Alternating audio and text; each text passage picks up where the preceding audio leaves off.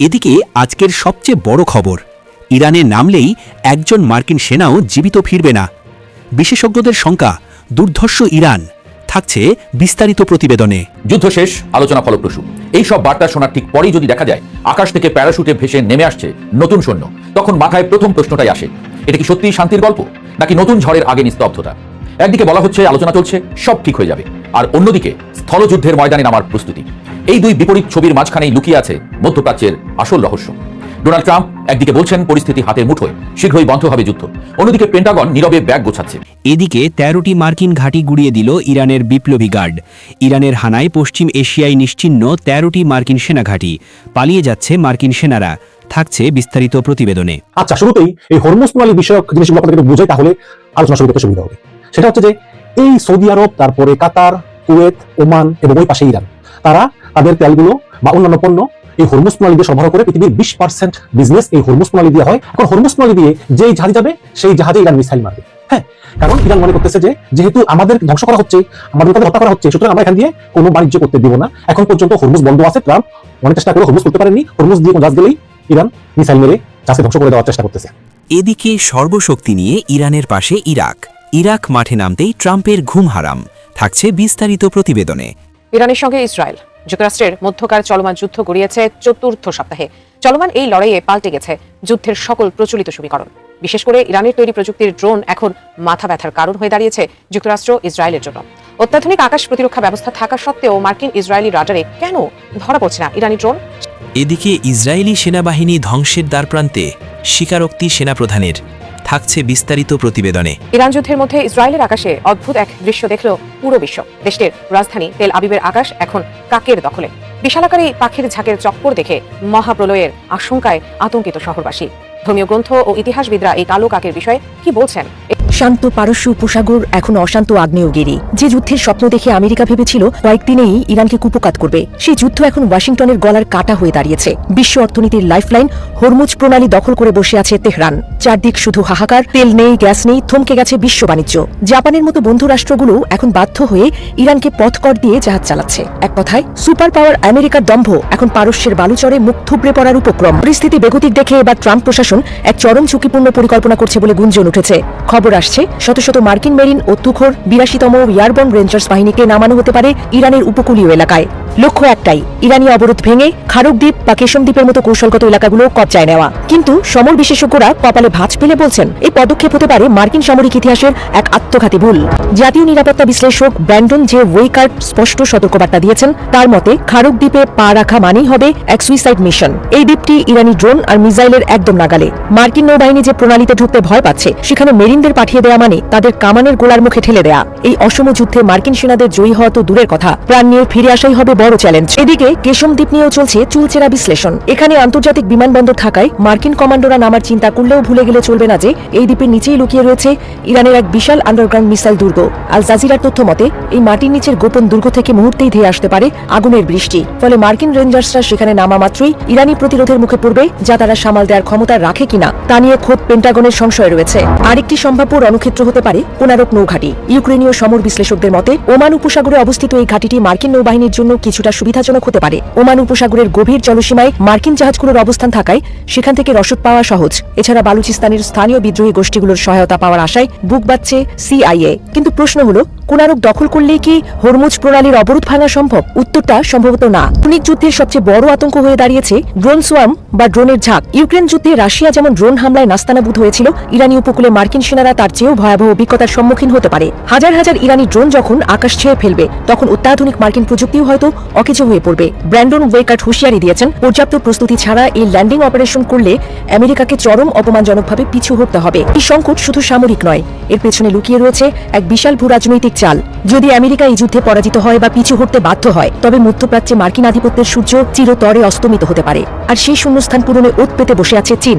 আমেরিকানদের রক্ত আর ঘামের বিনিময়ে করা বিশ্ব ব্যবস্থা ভেঙে পড়ে সেখানে বেইজিং এর একক রাজত্ব কায়েম হওয়ার সম্ভাবনা এখন প্রবল। গত 2 দশকের ব্যর্থ মধ্যপ্রাচ্য যুদ্ধগুলো মার্কিন সামরিক শক্তিকে অনেকটাই দুর্বল করে দিয়েছে। এখন ইরানের এই চোরাবালিতে পা দিলে বিশ্ব অর্থনীতিতে এমন ধস নামবে যা সামলানো কঠিন হবে।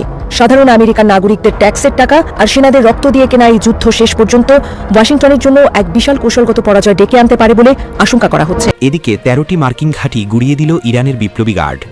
ইরানের হানায় পশ্চিম এশিয়ায় নিশ্চিহ্ন ১৩টি মার্কিন সেনাঘাঁটি, পালিয়ে যাচ্ছে মার্কিন সেনারা। ইরানের হামলায় এশিয়ায় যুক্তরাষ্ট্রের ১৩টি সামরিক ঘাঁটি ধ্বংস হয়ে গেছে। মার্কিন প্রভাবশালী সংবাদ মাধ্যম দ্য নিউ ইয়র্ক টাইমস এক প্রতিবেদনে এই তথ্য জানিয়েছে। ঘাঁটি ছেড়ে মার্কিন সেনারা এখন অস্থায়ী শিবিরে আশ্রয় নিচ্ছেন বলেও প্রতিবেদনে উল্লেখ করা হয়েছে। নিউ ইয়র্ক টাইমসের প্রতিবেদনে দাবি করা হয়েছে যে ১৩টি সামরিক ঘাঁটি ধ্বংসের কথা বলা হচ্ছে, তার মধ্যে কুয়েতে থাকা মার্কিন ঘাঁটিগুলো সবচেয়ে বেশি ক্ষতিগ্রস্ত হয়েছে বলে দাবি করা হয়েছে। প্রতিবেদনে উল্লেখ করা হয়, কুয়েতের পোর্ট শুয়াইবা, আলী আল সালেম বিমান ঘাঁটি এবং বুয়েরিং সামরিক ঘাঁটি পুরোপুরি ধ্বংস হয়েছে। উল্লেখ্য, যুদ্ধের শুরু থেকেই উপসাগরীয় অঞ্চলের দেশগুলোতে থাকা মার্কিন ঘাঁটিগুলোতে একের পর এক হামলা চালায় ইরান। তাদের দাবি, ওই অঞ্চলে বহু মার্কিন সামরিক ঘাঁটি গুড়িয়ে দিয়েছে। যদিও মার্কিন প্রতিরক্ষা দপ্তর পেন্টাগন বারবার ইরানের দাবি ভিত্তিহীন বলে জানিয়েছে।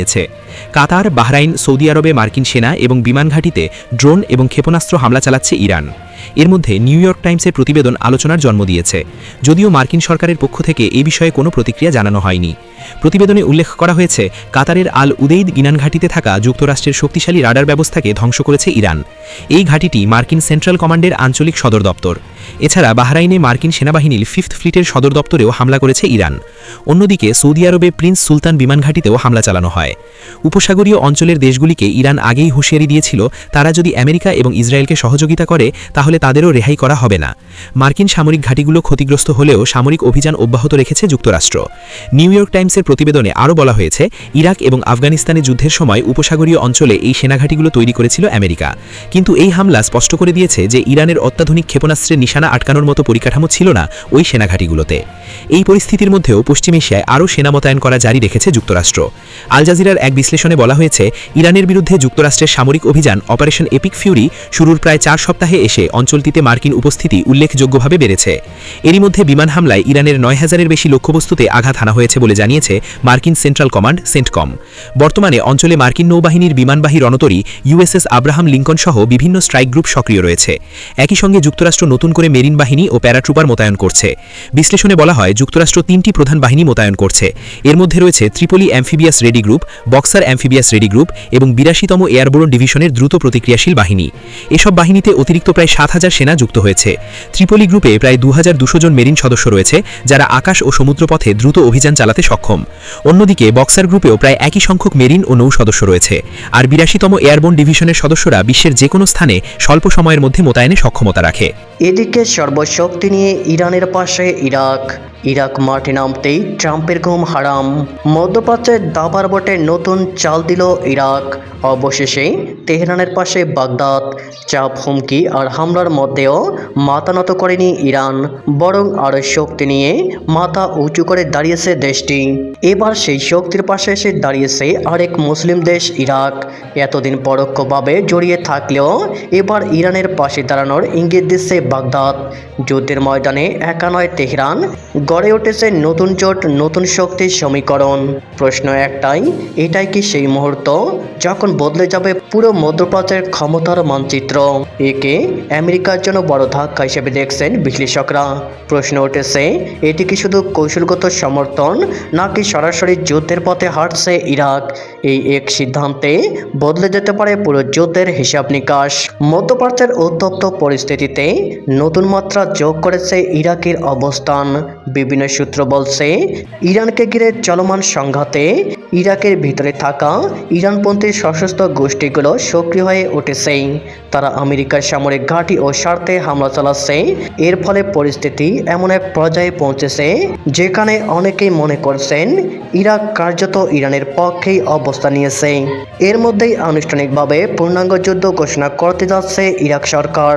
যুক্তরাষ্ট্রের জন্য নতুন চাপ তৈরি করতে পারে ইরাকের বর্তমান অবস্থান। এতদিন যুদ্ধটি ইরান বনাম যুক্তরাষ্ট্র ও তার মিত্রদের মধ্যে সীমাবদ্ধ ছিল, কিন্তু ইরানের সাথে ইরাকের এই সংযোগটি যুদ্ধের ভৌগোলিক পরিসর বিস্তৃত করেছে। মার্কিন বহু সামরিক ঘাঁটি ইরাকে অবস্থিত, ফলে হামলার ঝুঁকি বহুগুণ বেড়ে যাবে। একই সঙ্গে চাপে পড়বে সরবরাহ লাইন, লজিস্টিক ও কৌশলগত পরিকল্পনা। এছাড়া ইরাক যদি পুরোপুরি ইরানের পাশে দাঁড়ায় তাহলে আমেরিকাকে একসঙ্গে একাধিক ফ্রন্টে মোকাবেলা করতে হতে পারে। শুধু সামরিক নয়, কূটনৈতিকভাবেও এটি বড় চ্যালেঞ্জ। কারণ এতে অন্য আঞ্চলিক শক্তিগুলো প্রভাবিত করার সম্ভাবনা তৈরি হয়। একদিকে যুক্ত হলে অন্যরাও একই পথে হাঁটতে পারে, এই আশঙ্কা উড়িয়ে দিচ্ছে না সামরিক বিশেষজ্ঞরা। অন্যদিকে ইরানের জন্য এটি একটি বড় কৌশলগত সুবিধা। ইরাকের ভৌগোলিক অবস্থান অত্যন্ত গুরুত্বপূর্ণ। এটি মধ্যপ্রাচ্যের কেন্দ্রস্থলে অবস্থিত এবং বিভিন্ন সীমান্তের সঙ্গে সংযুক্ত, ফলে ইরান তার সামরিক কার্যক্রম বিস্তৃত করার একটি বড় সুযোগ পেতে পারে। শুধু তাই নয়, ইরাকের ভিতরে থাকা মিত্র গোষ্ঠীগুলোর মাধ্যমে ইরান একটি শক্তিশালী আঞ্চলিক নেটওয়ার্ক গড়ে তুলেছে। এই সমর্থনের ফলে ইরানের শক্তি কয়েকগুণ ধাপে বাড়ছে। প্রথমত, মানব সম্পদ ও সশস্ত্র গোষ্ঠীর সংখ্যা বৃদ্ধি পাচ্ছে। দ্বিতীয়ত, যুদ্ধক্ষেত্রের বিস্তার ঘটছে, যা প্রতিপক্ষের জন্য পরিস্থিতি জটিল করে তুলছে। তৃতীয়ত, মনস্তাত্ত্বিক দিক থেকেও এটি একটি বড় বার্তা। একা নয় ইরান। এদিকে ইসরায়েলি সেনাবাহিনী ধ্বংসের দ্বারপ্রান্তে স্বীকারোক্তি সেনাপ্রধানের। ইসরায়েলের সামরিক নেতৃত্ব ও বিরোধী দলের রাজনীতিবিদরা সতর্ক করেছেন, বহুমুখী যুদ্ধের চাপে ইসরায়েল ডিফেন্স ফোর্সেস বা আইডিএফ ভেঙে পড়ার কাছাকাছি চলে এসেছে। সৈন্য সংকট ও স্পষ্ট কৌশলের অভাবকে তারা এর কারণ হিসেবে দেখাচ্ছেন। বিরোধী নেতা ইয়ার লাপিদ টেলিভিশনে বলেছেন, আইডিএফকে ব্যবহার সীমা ছাড়িয়ে গেছে, সরকার আহত সেনাদের যুদ্ধক্ষেত্রে ফেলে রাখছে। একদিন আগে সেনাপ্রধান লেফটেন্যান্ট জেনারেল এয়াল জামির নিরাপত্তা ক্যাবিনেটেও একই সতর্কতা দিয়েছেন বলে ইসরায়েলি গণমাধ্যমে খবর এসেছে। লাপিদ বলেছেন, সরকার কোনো কৌশল ছাড়া, প্রয়োজনীয় সরঞ্জাম ছাড়া এবং অপ্রতুল সংখ্যক সেনা নিয়ে সেনাবাহিনীকে বহুমুখী যুদ্ধে পাঠাচ্ছে। গণমাধ্যমে জামিরের বরাত দিয়ে জানানো হয়েছে, তিনি নিরাপত্তা মন্ত্রিসভাকে বলেছেন ইসরায়েলি সেনাবাহিনী ধ্বংসের দ্বারপ্রান্তে। বৃহস্পতিবার টেলিভিশনে বিবৃতিতে সামরিক মুখপাত্র ব্রিগেডিয়ার জেনারেল এফি ডেফরিন বললেন, বিভিন্ন সীমান্তে আরও যুদ্ধ সৈনিক প্রয়োজন। বিশেষ করে লেবানন প্রসঙ্গে তিনি বলেন, লেবানন সীমান্তে আমরা যে সামনের প্রতিরক্ষা বলয় তৈরি করছি তাতে অতিরিক্ত আইডিএফ বাহিনী লাগবে। পশ্চিম তীর, গাজা ও সিরিয়াতেও চাহিদা বেড়েছে বলে জানান তিনি। লাপিদ জানিয়েছেন, জামির মন্ত্রিসভাকে বলেছেন সংরক্ষিত সৈনিকরা পঞ্চম ও ষষ্ঠ দফা রোটেশনে কাজ করছেন। লাপিদ বললেন, এই সংরক্ষিত সেনারা ক্লান্ত ও বিপর্যস্ত এবং আর আমাদের নিরাপত্তা চ্যালেঞ্জ মেটাতে পারছেন না। সেনাবাহিনীর কাছে তার মিশন পূরণের জন্য যথেষ্ট সৈনিক নেই। লাপিদ আলট্রা অর্থোডক্স হারেদি সম্প্রদায়কে সেনাবাহিনীতে নেওয়ার দাবি আনিয়েছেন। 1948 সালে ইসরায়েল প্রতিষ্ঠার পর থেকে তারা সামরিক সেবা থেকে অব্যাহতি পেয়ে আসছেন। লাপিদ বলেন, সরকারকে কাপুরুষতা বন্ধ করতে হবে। হারেদি সম্প্রদায়ের যারা ড্রাফট ফাঁকি দেবে তাদের সব অর্থায়ন অবিলম্বে বন্ধ করতে হবে। সেনা পুলিশ পাঠিয়ে পলায়নকারীদের ধরতে হবে এবং দ্বিধা ছাড়াই হারেদিদের সেনায় নিতে হবে। উল্লেখ্য, ইসরায়েলে সামরিক সেবা বাধ্যতামূলক, তবে প্রতিষ্ঠার সময় স্থাপিত একটি নিয়ম অনুযায়ী যারা পূর্ণকালীন ধর্মীয় গ্রন্থ পাঠে নিবেদিত তাদের কার্যত ছাড় দেওয়া হয়। সে সময় হারেদি সম্প্রদায় খুব ছোট ছিল। যুদ্ধ শেষ, আলোচনা ফলপ্রসূ। এই সব বার্তা শোনার ঠিক পরেই যদি দেখা যায় আকাশ থেকে প্যারাশুটে ভেসে নেমে আসছে নতুন সৈন্য, তখন মাথায় প্রথম প্রশ্নটাই আসে, এটা কি সত্যিই শান্তির গল্প, নাকি নতুন ঝড়ের আগে নিস্তব্ধতা? একদিকে বলা হচ্ছে আলোচনা চলছে, সব ঠিক হয়ে যাবে, আর অন্যদিকে স্থলযুদ্ধের ময়দানে নামার প্রস্তুতি। এই দুই বিপরীত ছবির মাঝখানেই লুকিয়ে আছে মধ্যপ্রাচ্যের আসল রহস্য। ডোনাল্ড ট্রাম্প একদিকে বলছেন পরিস্থিতি হাতের মুঠোয়, শীঘ্রই বন্ধ হবে যুদ্ধ। অন্যদিকে পেন্টাগন নীরবে ব্যাগ গোছাচ্ছে। উত্তর ক্যারোলাইনার ফোর্ট ব্র্যাগ থেকে প্রস্তুত হচ্ছে বিশেষ বাহিনী, সেই কিংবদন্তি 82 এয়ারবোর্ন ডিভিশন, যারা 18 ঘন্টার মধ্যে পৃথিবীর যে কোনো প্রান্তে নেমে যেতে পারে। আকাশ থেকে নেমে এসে জমি দখল করা, সেটাই তাদের কাজ। এখন প্রশ্নটা সহজ, কিন্তু উত্তরটা ভয়ঙ্কর।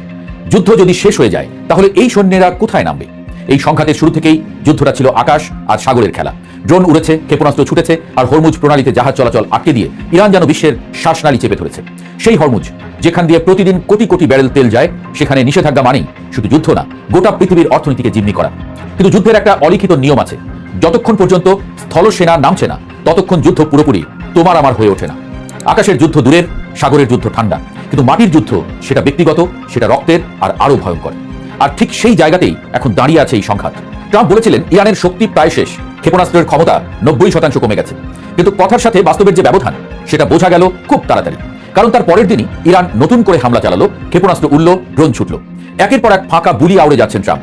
ইরানও চুপ করে বসেনি, তারা বলছে কোনো আলোচনা হয়নি, সবটাই রাজনৈতিক গল্প। এই ফলপ্রসূ আলোচনা আসলে তেলের বাজার ঠান্ডা রাখার চেষ্টা। কারণ যুদ্ধ যত দীর্ঘ হয় তেলের দাম তত বাড়ে, আর সেই আগুন গিয়ে লাগে আমেরিকার ভেতরেও। এই জায়গায় এসে যুদ্ধটা আর শুধু যুদ্ধ থাকে না, এটা হয়ে যায় অর্থনীতি, কূটনীতি আর রাজনীতির এক নতুন মিশ্রণ। এখন আসা যাক সেই 3000 থেকে 4000 সৈন্যের কথায়। সংখ্যা খুব বড় না মনে হলেও এর অর্থটা গভীর। কারণ এই সৈন্যরা সাধারণ পদাতিক না, এরা দ্রুত আক্রমণ, দ্রুত দখল আর দ্রুত নিয়ন্ত্রণের জন্য তৈরি। কথাটা যদি সহজ করে বলি, এরা যুদ্ধ শুরু করার সৈন্য না, যুদ্ধ শেষ করে দেওয়ার সৈন্য। মানে যদি এই বাহিনী নামে তাহলে সেটা হবে একটা নির্দিষ্ট লক্ষ্য নিয়ে, হয়তো কোনো তেল কেন্দ্র, হয়তো কোনো উপকূল, হয়তো কৌশলগত কোনো দ্বীপ। খার্গ দ্বীপের নাম ইতোমধ্যেই আলোচনায় এসেছে, ইরানের তেল রপ্তানির হৃৎপিণ্ড। এখন ভাবুন, হৃৎপিণ্ডে আঘাত করলে শরীর কতক্ষণ টিকে থাকে। কিন্তু এই গল্পে আরেকজন চরিত্র আছে যে একটু দূরে দাঁড়িয়ে সব দেখছে, কিন্তু মাঝে মাঝেই আগুনে ঘি ঢেলে দিচ্ছে। তিনি হলেন বেনিয়ামিন নেতানিয়াহু। ইসরায়েলের দৃষ্টিভঙ্গি খুব পরিষ্কার, যুদ্ধ শুরু হয়েছে তখন শেষ করতে হবে পুরোপুরি। অর্ধেক কাজ করে ফিরে আসা তাদের কাছে বিপজ্জনক। তাই যখন ট্রাম্প শান্তির কথা বলেন তখন তেল আবিবে অস্বস্তি বাড়ে, কারণ তারা মনে করে এই শান্তি ইরানকে আবার শক্তি জোগাড় করার সুযোগ দেবে। ইসরায়েল সেটা চায় না। তারা চায় এই সুযোগে ইরানের সামরিক এবং পারমাণবিক সক্ষমতা একেবারে গুঁড়িয়ে দেওয়া হোক। আর সেই কারণেই তারা নিজের গতিতে হামলা চালিয়ে যাচ্ছে, আলোচনার টেবিলকে খুব একটা গুরুত্ব দিচ্ছে না। এখন পুরো ছবিটা যদি একসাথে দেখা যায় তাহলে বিষয়টা অনেক পরিষ্কার হয়। একদিকে ট্রাম্প বলছেন আলোচনা চলছে, শান্তি আসছে, অন্যদিকে সৈন্য যাচ্ছে, যুদ্ধজাহাজ যাচ্ছে, নতুন পরিকল্পনা হচ্ছে। এই দুয়ের মাঝে একটা দ্বৈত নীতি কাজ করছে। এই দ্বৈততা নতুন কিছু না, বহুবার দেখা গেছে। আলোচনার টেবিল আর যুদ্ধক্ষেত্র একই সঙ্গে চলে, একদিকে হাত মেলানো, অন্যদিকে মুষ্টি শক্ত করা। কিন্তু এবার ঝুঁকিটা একটু বেশি, কারণ যদি এই সৈন্যরা সত্যি ইরানের মাটিতে নামে তাহলে সেটা হবে সরাসরি সম্মুখ যুদ্ধ। আর তখন এটা থাকবে না প্রক্সি যুদ্ধ, থাকবে না দূর থেকে আঘাত করা। তখন এটা হবে মুখোমুখি সংঘর্ষ, যেখানে প্রতিটি পদক্ষেপের দাম রক্তে দিতে হয়। আর সেই যুদ্ধ শুরু হলে সেটা শুধু ইরান, আমেরিকা বা ইসরায়েলের মধ্যে সীমাবদ্ধ থাকবে কিনা সেটা বড় প্রশ্ন। কারণ মধ্যপ্রাচ্য এমন একটা দাবার বোর্ড যেখানে এক চালেই পুরো খেলা বদলে যেতে পারে। এই প্রেক্ষাপটে ৩,০০০ সেনা পাঠানোর সিদ্ধান্তকে অনেক সামরিক বিশ্লেষক প্রেশার টুল হিসেবে দেখছেন, অর্থাৎ সরাসরি আক্রমণ নয়, বরং আলোচনার টেবিলে চাপ সৃষ্টি করা। কিন্তু ইতিহাস বলে মধ্যপ্রাচ্যে সেনা পাঠানো খুব কম সময়ই শুধু চাপ তৈরিতে সীমাবদ্ধ থাকে। কারণ স্থলসেনা একবার মোতায়েন হলে যুদ্ধের গতিপথ বদলে যায়। তখন যুদ্ধ আর দূরবর্তী থাকে না, সেটি হয়ে ওঠে দীর্ঘমেয়াদী উপস্থিতি, নিরাপত্তা অঞ্চল, বাফার জোন এবং শেষ পর্যন্ত দখল রাজনীতির প্রশ্ন। ইতিমধ্যে আলোচনা হচ্ছে হরমুজ প্রণালীর নিরাপত্তা নিশ্চিত করতে ইরানের উপকূলে সেনা মোতায়েন এবং কার্গ দ্বীপ, ইরানের তেল রপ্তানির প্রধান কেন্দ্র, নিয়ন্ত্রণের সম্ভাবনা নিয়ে। যদি এমন কিছু ঘটে তাহলে সেটি আর সীমিত যুদ্ধ থাকবে না, এটি সরাসরি অর্থনৈতিক যুদ্ধ হয়ে উঠবে। বিশ্ববাজার ইতিমধ্যে তার সংকেত পাচ্ছে, তেলের দাম ওঠানামা করছে, শেয়ার বাজার অস্থির এবং ইউরোপ ও এশিয়ার দেশগুলো উদ্বিগ্ন হয়ে পড়েছে। আরেকটি গুরুত্বপূর্ণ বিষয় হলো জনমত। সাম্প্রতিক জরিপে দেখা গেছে মাত্র ৩৫% আমেরিকান এই যুদ্ধ সমর্থন করছে, বিপক্ষে ৬১%, অর্থাৎ রাজনৈতিকভাবে এটি ট্রাম্পের জন্য ঝুঁকিপূর্ণ সিদ্ধান্ত। তবু প্রশ্ন থাকে, তাহলে কেন সেনা পাঠানো? যখন কূটনীতি ব্যর্থ হওয়ার আশঙ্কা তৈরি হয় তখন সামরিক প্রস্তুতি বাড়ানো হয়, যেন প্রতিপক্ষ জানে সমঝোতা না হলে পরবর্তী ধাপ আরো কঠিন হবে। কিন্তু এখানেই সবচেয়ে বড় বিপদ, কারণ ইরান ইতোমধ্যে প্রমাণ করেছে তারা শুধু প্রতিরক্ষামূলক অবস্থানে নেই, ড্রোন, ব্যালিস্টিক মিসাইল এবং আঞ্চলিক মিত্রদের মাধ্যমে তারা অসম যুদ্ধ চালাতে সক্ষম। ফলে স্থলযুদ্ধ শুরু হলে সেটি হবে সরাসরি সেনা বনাম সেনা সংঘর্ষ নয়, বরং বহু ফ্রন্টে ছড়িয়ে পড়া এক দীর্ঘ যুদ্ধ। এবং মধ্যপ্রাচ্যের ইতিহাস বলছে এই ধরনের যুদ্ধের শুরু থাকে, শেষ থাকে না। আজ তাই প্রশ্নটি শুধু ট্রাম্পের সিদ্ধান্ত নয়, প্রশ্ন হলো যুদ্ধের প্রকৃতি বদলাচ্ছে কিনা। আকাশ যুদ্ধ ইতোমধ্যে হয়েছে, সমুদ্রপথ উত্তপ্ত। এখন যদি স্থলসেনা নামে তাহলে এই সংখ্যা তার সীমিত থাকবে না, এটি হয়ে উঠবে পূর্ণাঙ্গ সম্মুখ যুদ্ধের সম্ভাবনা। ট্রাম্প পরাজয় স্বীকার করতে চাইবেন না সহজেই। যুদ্ধ জেতার জন্য তিনি আবার নতুন কোনো চাল দিচ্ছেন। যুদ্ধের এক অদ্ভুত নিয়ম আছে, যখন নেতারা বলেন যুদ্ধ শেষের পথে, তখনই অনেক সময় যুদ্ধ নতুন করে শুরু হয়। মধ্যপ্রাচ্যের মরুভূমি তাই আবার অপেক্ষা করছে, শান্তি নেমে আসবে নাকি বালুর নিচে লুকোনো আগুন আরো বড় বিস্ফোরণে ফেটে পড়বে। আসসালামু আলাইকুম। আচ্ছা, শুরুতেই এই হরমুজ প্রণালী বিষয়ক জিনিসগুলো আপনাদের বোঝাই, তাহলে আলোচনা শুরু করতে সুবিধা হবে। সেটা হচ্ছে যে এই সৌদি আরব, তারপরে কাতার, কুয়েত, ওমান এবং ওই পাশে ইরান, তারা তাদের তেলগুলো বা অন্যান্য পণ্য এই হরমুজ প্রণালী দিয়ে সরবরাহ করে। পৃথিবীর 20% বিজনেস এই হরমুজ প্রণালী দিয়ে হয়। এখন হরমুজ প্রণালী দিয়ে যেই জাহাজ যাবে সেই জাহাজে ইরান মিসাইল মারবে। হ্যাঁ, কারণ ইরান মনে করতেছে যে যেহেতু আমাদের ধ্বংস করা হচ্ছে, আমাদের তাদের হত্যা করা হচ্ছে, সুতরাং আমরা এখান দিয়ে কোনো বাণিজ্য করতে দিব না। এখন পর্যন্ত হরমুজ বন্ধ আছে, ট্রাম্প অনেক চেষ্টা করে হরমুজ করতে পারেনি। হরমুজ দিয়ে জাহাজ দিলেই ইরান মিসাইল মেরে জাহাজকে ধ্বংস করে দেওয়ার চেষ্টা করতেছে। দ্বিতীয়ত, এখন আরেকটা জায়গা হচ্ছে যে সৌদি আরব থেকে অন্য দিকে গিয়ে, উল্টা দিকে গেলে সেখানে পরে লোহিত সাগর, যাকে ইংলিশে বলে রেড সি, সেই লোহিত সাগর দিয়ে ডান দিকে টান করলে হয় সুয়েজ খাল। এই সুয়েজ খাল ক্রস করতে হলে মিশরকে টাকা দিতে হয়, কোল দিতে হয়। তারপরে এই সুয়েজ খাল চিকন এবং এখান দিয়ে বিশ্বের মাত্র 10% ব্যবসা বাণিজ্য হয়। বিশেষ করে ইউরোপের দেশগুলোতে এই সুয়েজ খাল দিয়েই জাহাজ যায়, এই সুয়েজ খাল দিয়েই লোহিত সাগর থেকে ভূমধ্য সাগর জাহাজগুলো যায়, মাত্র 10%। কিন্তু পৃথিবীর অন্যান্য যে দেশগুলো, এশিয়া প্যাসিফিক এসব অঞ্চলে ওই লোহিত সাগর থেকে বাবাল মান্দে হয়ে তারপর ভারত মহাসাগরের দিকে পড়ে। হ্যাঁ, সৌদি আরব করতেছে কি, তাদের তেল সম্পদগুলো পাইপলাইনে এনে এই লোহিত সাগর দিয়ে বাবাল মান্দে হয়ে পাঠাতে চায়। কিন্তু সেখানে রয়েছে ইয়ামেন, এই বাবাল মান্দের পাশেই হচ্ছে ইয়ামেন, এবং ইয়ামেন নিয়ন্ত্রণ করে হুতি বিদ্রোহী, বিশেষ করে ইয়ামেন রাজধানী সানা এটা নিয়ন্ত্রণ করে হুতি বিদ্রোহীরা। এবং এই হুতি বিদ্রোহী হচ্ছে ইরানের একটি প্রক্সি গ্রুপ, যেমন হুতি, হিজবুল্লাহ, হামাস। এবং এই হুতি রাষ্ট্র বলতেছে যে আমরা ইরানের জন্য জীবন দিয়ে ফাইট করবো। এই হুতি হচ্ছে একটি শিয়া সমর্থিত মিলিশিয়া, যারা 2004 সাল থেকে ইরানের সরকারের বিরুদ্ধে লড়াই করতেছে, এবং তারা ইরানের একটি বড় অঞ্চল নিয়ন্ত্রণ করে। এবং গত বছর গাজায় ইসরায়েলি বাহিনী যে বড় বড় গণহত্যা চালিয়েছিল, সেটার প্রতিবাদে এই হুতিরা এই বাবাল মান্দের দিয়ে কোনো পশ্চিমা জাহাজ গেলেই তাকে মিসাইল মেরে ধ্বংস করতো। এবং এই কারণে কিন্তু আমেরিকা এবং যুক্তরাজ্য তারা একাধিকবার এই হুতির উপর আক্রমণ করেছিল, কিন্তু পরে পিছু হটে এই হুতির সঙ্গে চুক্তি করতে বাধ্য হয়, সন্ধি করতে বাধ্য হয়। তো এই হুতিরা বলতেছে যে আমরা এখন ইরানের পক্ষ হয়ে লড়বো, হরমুজ প্রণালী তো খুলবেই না, এবং যদি ইরানের উপর হামলা হয় আমরা এই বাবাল মান্দের বন্ধ করে দিব, যে বাবাল মান্দের দিয়ে অ্যাটলিস্ট পৃথিবীর 10% পণ্য এই বাবাল মান্দের দিয়ে রপ্তানি হয়। তাহলে এখন আরব কান্ট্রিগুলো উভয় সংকটে। আজকে আরব কান্ট্রিটা বৈঠক হয়েছে। আরব কান্ট্রি, একে বলা হয় জিসিসি, গালফ কর্পোরেশন কাউন্সিল। তো তারা বৈঠক করছে, বৈঠক করার পরে তারা সিদ্ধান্ত নিয়েছে যে তারা আমেরিকার সঙ্গে যুদ্ধে অংশগ্রহণ করবে না। এই যে কজন শুনতেছেন যে সৌদি আরবের যুবরাজ সালমান, যাকে আমরা এমবিএস, তিনি নাকি এই ট্রাম্পের সঙ্গে এবং নেতানিয়াহুর সঙ্গে মিলে ইরান আক্রমণ করবেন, এগুলো কিন্তু পশ্চিমা প্রোপাগান্ডা। তিনি এই ধরনের কোনো কথা এখন পর্যন্ত বলেননি। তো আজকে যেই গালফ কর্পোরেশন কাউন্সিলের সিদ্ধান্ত হলো, সেখানে তারা এটা সত্য যে ইরানের তীব্র নিন্দা জানিয়েছে। কারণ ইরান যুদ্ধ শুরু হওয়ার পর থেকে প্রায় 5 থেকে 5,500 মিসাইল এই গালফ দেশগুলোতে নিক্ষেপ করেছে, এবং ইরান বলতেছে যে এই গালফ দেশগুলো থেকে আমাদের উপর হামলা করা হয়, বিশেষ করে সংযুক্ত আরব আমিরাত নাকি পুরোই ইহুদিবাদের এজেন্ট। এটা ইরানের অভিযোগ। এখন গালফ কান্ট্রিগুলো বলতেছে যে আমাদের ধৈর্যের বাঁধ ভেঙে গেছে, যেভাবে ইরান আমাদের কথা আছে আমরা এতে অত্যন্ত ক্ষুব্ধ, কিন্তু আমরা কূটনৈতিক সমাধান চাই, আমরা কোনো যুদ্ধ জড়াতে চাই না। গালফ দেশগুলো হচ্ছে সৌদি আরব, কাতার, কুয়েত, ওমান, বাহরাইন, আরব আমিরাত, জর্ডান গালফ কান্ট্রি না মাঝে মধ্যে বৈঠকে আসে। তো এই গালফ কান্ট্রি মানে জিসিসি, তারা কূটনৈতিক সমাধান প্রত্যাহার করেছে, আলোচনার প্রত্যাহার করেছে, এবং তারা বলেছে যে তারা এই যুদ্ধে অংশগ্রহণ করবেই না এবং তাদের ভূমিও ব্যবহার করতে দিবে না। কিন্তু সমস্যা হচ্ছে যে ইরান বলতেছে যে তোমাদের দেশে যেই ঘাঁটিগুলো আছে, মার্কিন ঘাঁটি, 13টা মার্কিন ঘাঁটি আছে, এবং এই 13টা মার্কিন ঘাঁটি কিন্তু এমপি, মানে ভিতরে কেউ নাই। এই ইরানের ক্ষেপণাস্ত্রের ভয় ভিতরে কেউ নেই, সবাই আছে বিভিন্ন বড় বড় হোটেলে, যেমন কাতার ঘাটির সব সৈন্যরা কাতার বিভিন্ন হোটেলে আছে, আর আমাদের ঘাটির সব সৈন্যরা আর বিভিন্ন হোটেলে আছে। সৌদি আরবটা ভারতের এরকম, মানে ঘাটিতে কেউ নেই, 13টা ঘাটি সব খালি, তারা বিভিন্ন বড় হোটেলে আছে। এবং এই কারণে দেখেছেন যে ইরান কিন্তু বড় বড় হোটেলে হামলা চালায়। এবং ইরান আরো বলেছে যদি আমাদের দেশে কোনো হামলা হয় তাহলে আমরা এই গালফ কান্ট্রি একটা দেশকে আমরা একদম মাটির সঙ্গে মিশিয়ে দেবো। এবং ধারণা করা হয় যে সেটা আরব আমিরাতকে বুঝিয়েছে। আরব আমিরাত মানে দুবাই, শারজাহ, এই আরব আমিরাত, সংযুক্ত আরব আমিরাত, কারণ তারা আসলে মানে পশ্চিমাদের সঙ্গে বেশি ঘনিষ্ঠ, ওরা কিন্তু এত না। তো এখন এই আরব দেশগুলো কিন্তু যুদ্ধে অংশগ্রহণ করতে রাজি হলো না। অথচ ট্রাম্প কিন্তু বারবার বলতেছিলেন যে এই সৌদি যুবরাজ আমাদের নিজেদের লোক, আমাদের বিশ্বাস আমাদের সঙ্গে অংশগ্রহণ করবে, কিন্তু শেষ পর্যন্ত আর করলো না। তো ট্রাম্প আজকে ক্যাবিনেট মিটিং করছে, ক্যাবিনেট থেকে বের হওয়ার পরে সমাজে জিজ্ঞেস করছে যুদ্ধে কে জিতবে। ট্রাম্প বলছে অবশ্যই আমরা জিতবো, এবং যদি ইরান এই প্রস্তাবে রাজি না হয় তাহলে ইরানের এমন অবস্থা করবো যে তারা কল্পনা করতে পারবে না, কি অবস্থা করবো, ধ্বংস করে দেবো। তখন দেখেন যে এই আমেরিকা গণতন্ত্রের কথা বলে, মানবের কথা বলে, আমরা ওইখান জানাই, কিন্তু এখন আরেকটি দেশকে ধ্বংস করতে চায়। এটা কেমন কথা হলো বলেন তো? এবং ইউরোপের কোনো দেশ তাকে হেল্প করতেছে না, এর জন্য উনি খুবই বিরক্ত। উনি বলতেছেন যে এই ন্যাটোর পিছনে আমরা কোটি কোটি ডলার খরচ করি, কিন্তু আজকে আমাদের দুর্দিনে ন্যাটোর একটা দেশ এগিয়ে এলো না। সুতরাং এই ন্যাটো নিয়ে অভিযোগ হতে হবে, মানে এই নর্থ আটলান্টিক ট্রিটি অর্গানাইজেশন। এবং এই ন্যাটো কিন্তু সবচেয়ে বেশি লাভ হয় রাশিয়া, এবং আমেরিকা কিন্তু গোপনে গোপনে আসলে আমি দেখলাম এখন যে রাশিয়ার পক্ষে কাজ করতেছে। কারণ একদিকে ইউক্রেনকে পুরো অরক্ষিত রেখে সব সৈন্য এসেছে মধ্যপ্রাচ্যে, আর রাশিয়া এক চেটিয়া ইউক্রেনকে মারতেছে, ওদিকে তেল বিক্রি করতেছে, লাভই লাভ। এবং ট্রাম্প আরো বলতেছে যে ইরানের কিছুই নাই, ইরানের সেনাবাহিনী নাই, নৌবাহিনী নাই, আকাশ প্রতিরক্ষা নাই, এমনকি ইরান আগের মতো আর ক্ষেপণাস্ত্র মারে না, ইরানের ক্ষেপণাস্ত্র সব শেষ হয়ে গিয়েছে। অথচ এগুলো কিন্তু মিথ্যা কথা। আমি যদি একটু চার্ট দেখাই, হ্যাঁ, এটার চার্ট আছে যে এই 28 ফেব্রুয়ারি যুদ্ধ শুরু হওয়ার পর থেকে ইরান মধ্যপ্রাচ্য এবং ইসরায়েলে ক্ষেপণাস্ত্র মেরেছে। তবে এই চার্টে শুধু ইসরায়েলের দিকে ক্ষেপণাস্ত্রগুলির তালিকা আছে, যেমন 28 তারিখে মারছে 80টা, 1 তারিখে মারছে 60টা, 2 তারিখে 10টা, তারপর থেকে 15-10 এরকম, এর ভিতর 7 তারিখে মারছে 20টা। এরপর থেকে আপনি দেখতে পাচ্ছেন একদম প্রতিদিনই 15 থেকে 10টা মারতেই আছে, প্রতিদিন রেগুলার বেসিস ইসরায়েলের উপরে। তাহলে এই জায়গা বলতেছে যে ওদের গোলাবারুদ হয়ে গেছে, মিসাইল হয়ে গেছে, এই চার্টে তো তা দেখতেছি না। তাহলে কি মিথ্যা কথা বলতেছে? অবশ্যই। ওদিকে আবার ফ্রান্সের সেনাবাহিনীর প্রধান জেনারেল ফেবিয়ান ল্যান্ডন তিনি একটি ভিডিও করে কথা বলেছেন 35টা দেশের সঙ্গে, 35টা দেশ, যে কিভাবে এই হরমুজ প্রণালী ওপেন করা যায়, এটা ওপেন না হলে আমরা বাঁচবো না।